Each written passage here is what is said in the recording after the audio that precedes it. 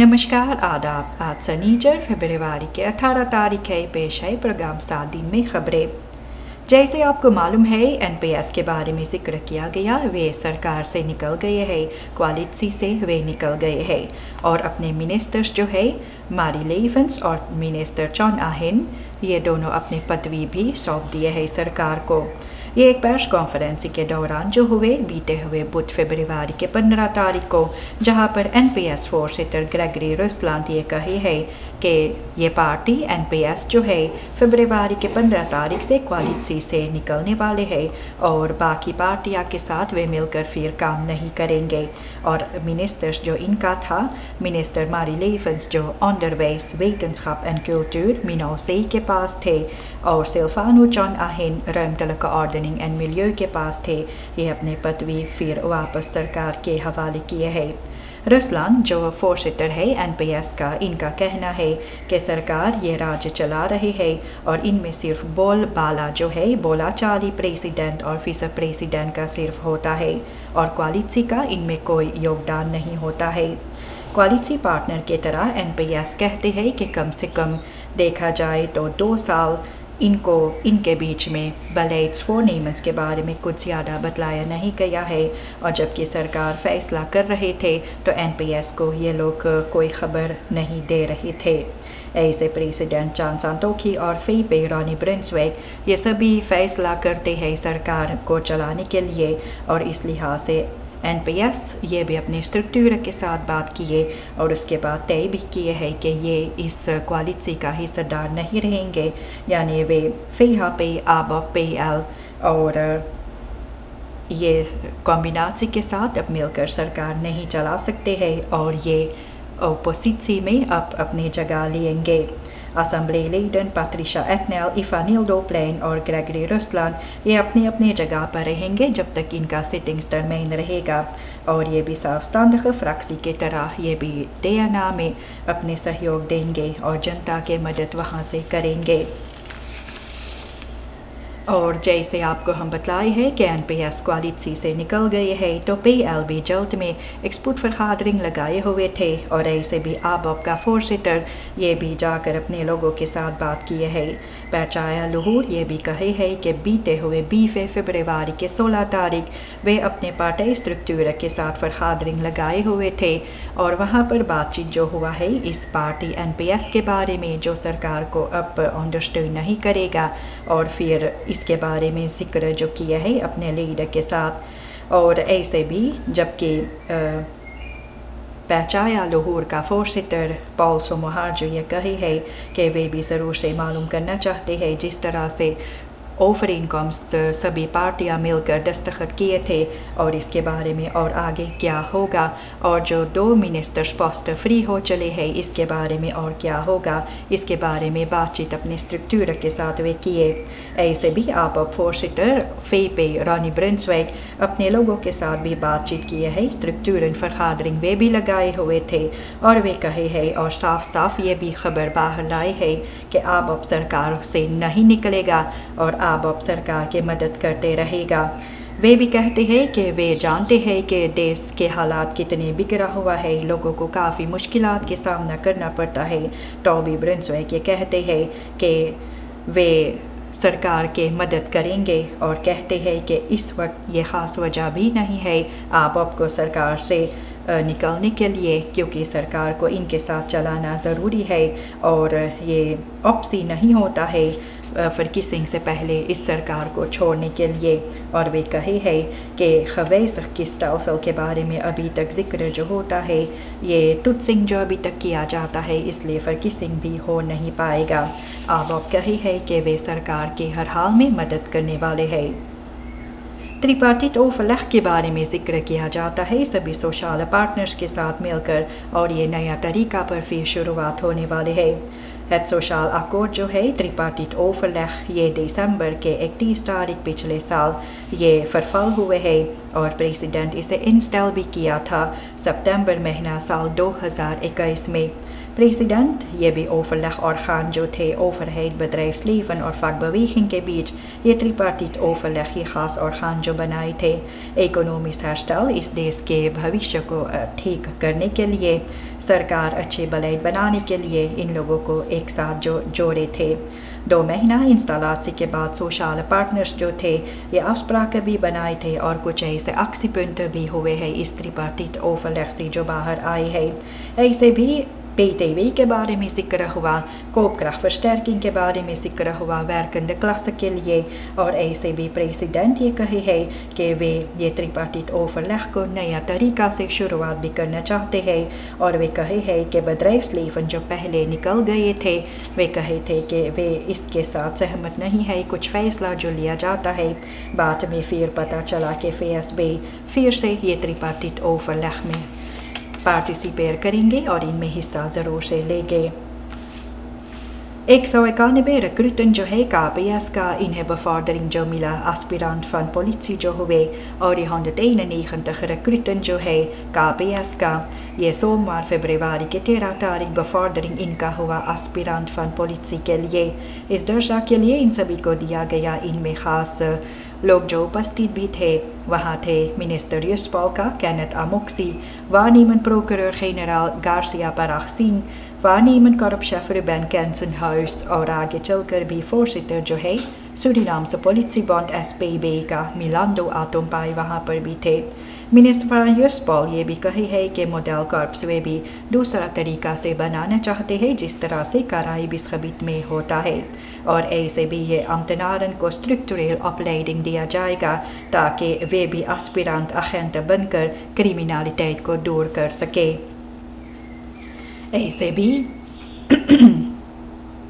ऐसे भी आपको मालूम है कि प्रोटेस्ट एक्सिस जो किया गया है बीते हुए सुख को और इसके बारे में इससे पहले भी KPS जो बातचीत किए थे प्रोटेस्ट लीडर्स के साथ मिलकर प्रोटेस्ट एक्सिस करते हुए ये लोग को कानून के अंदर रहकर सभी काम करना चाहिए था कॉर्प्स पुलिस सूरीनाम ये भी कहे थे कि अनेकों प्रोटेस्ट लीडर्स के साथ वे मिलकर बात किए हैं वे समझाए हैं कि कैसे ऑर्डरिस्ट और veiligheid के साथ ये प्रोटेस्ट एक्सिस हो सकेगा और ये प्रोटेस्ट लीडर्स वहाँ पर भी थे वे बातचीत किए और वादा भी किए थे सरकार को सिपाही को ख़ास तौर पर कि ये लोग कानून के बाहर काम नहीं करेंगे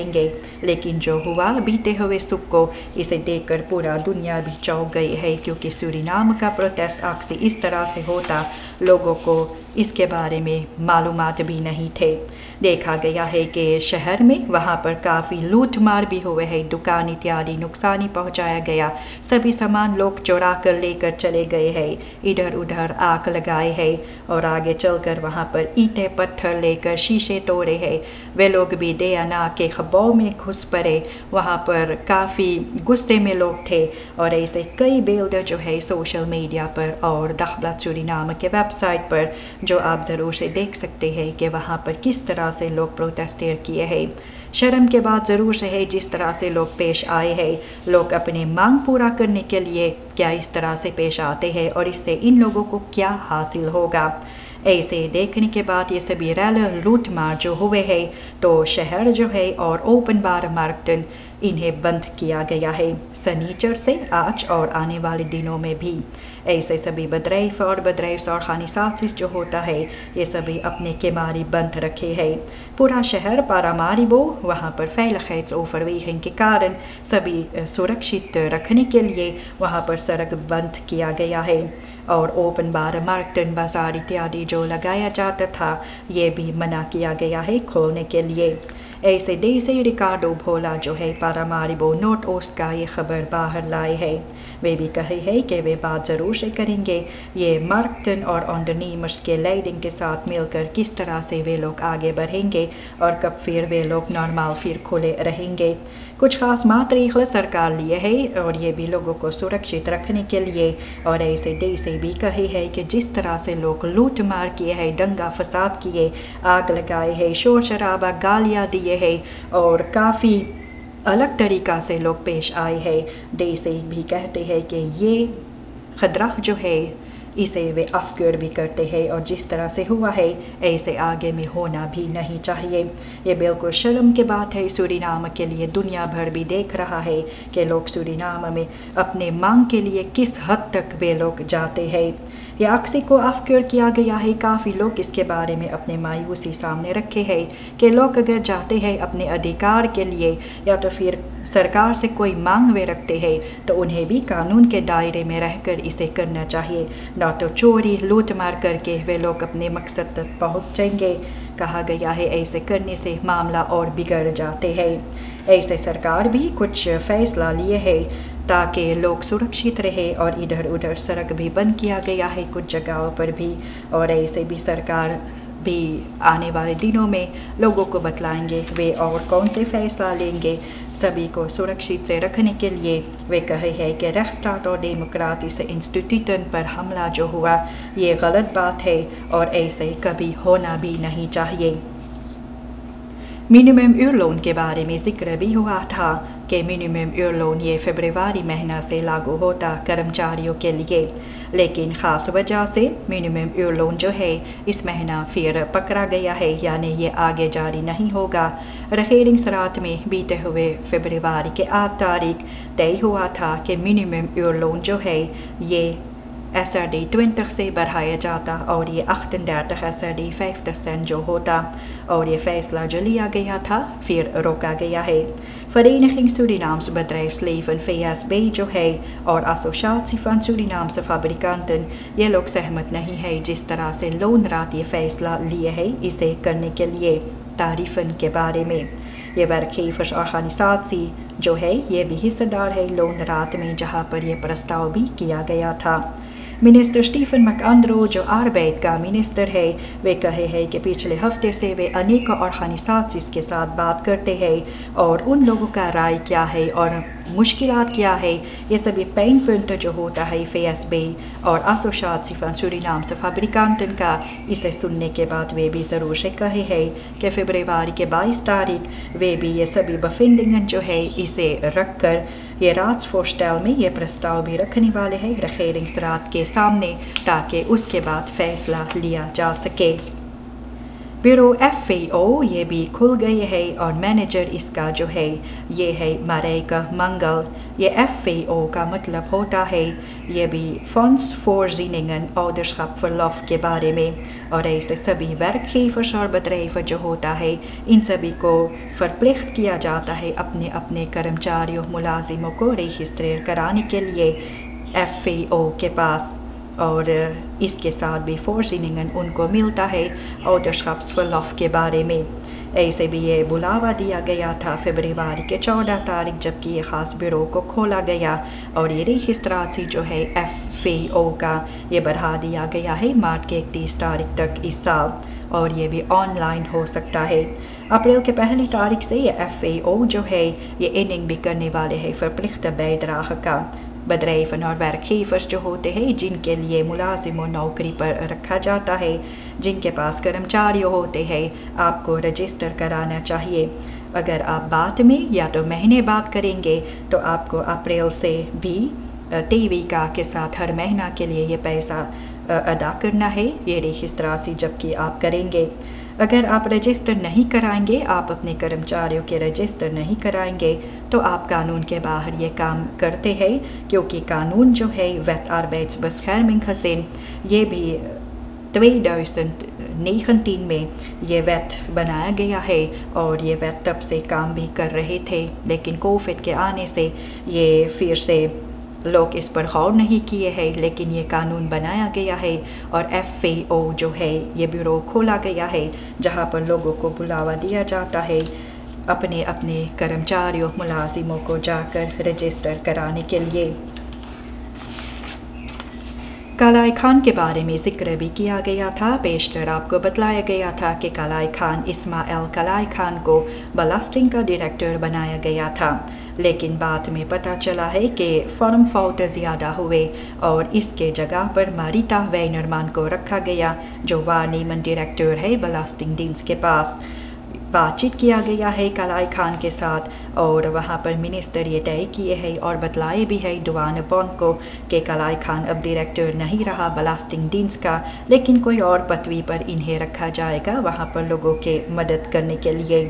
और ऐसे भी कहा गया है मिनिस्टर स्टैनली रघुबर सिंह जो फिनेंसिंग एंड प्लानिंग का मिनिस्टर है ये खबर बाहर लाए है। कलाई खान साल 2020 से वहाँ पर प्रोजेक्ट लीडर की तरह थे बलास्टिंग डीन्स के पास, फिर उसके बाद इन्हें डायरेक्टर के पदवी दिया गया। लेकिन देखा जाता है कि कानून के बाहर कार्रवाइयाँ जो हुए और मिनिस्टर ये कहे कि फॉर्म फॉल्ट के कारण फिर से कलाई खान को वहाँ से निकाला गया और उसके जगह पर मारिता वेइनरमान को रखा गया जो वारनेमन डायरेक्टर है बलास्टिंग डीन्स का।